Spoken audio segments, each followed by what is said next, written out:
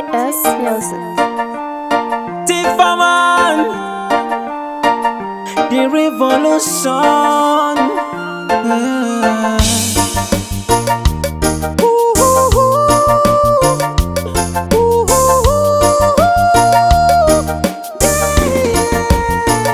Ndoyedza kuzvisimbisa asi hazvina kufanana kurarama mimi musipo mai dzimwe hama dzakandipandukira.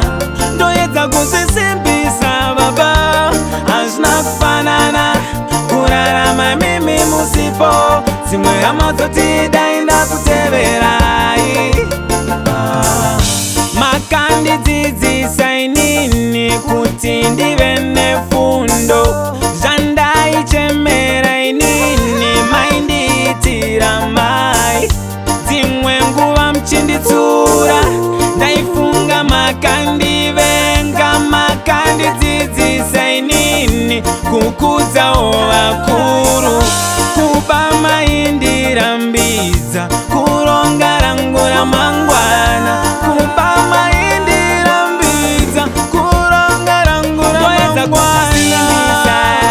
Asi hazvina kufanana kurarama mimi musipo mai dzimwe hama dzakandipandukira.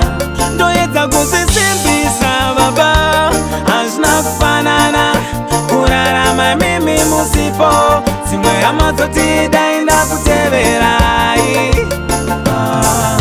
Handaifani nzara nyangwe zviomesei ndomainditsura imimi dzimwe nguva ndaipikisa mushiti mukapopota ini ndaipindura.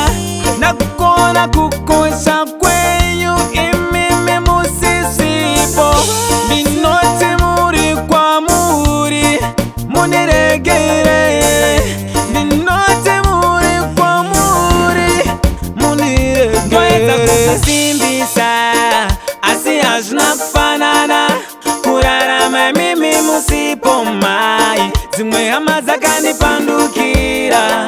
Ndoyedza kuzvisimbisa baba hazvina kufanana kurarama mimi musipo dzimwe hama dzoti dainda kuteverai.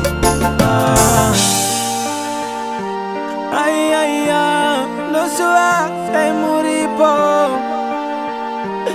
Aiaiya ndoyedza kuzvisimbisa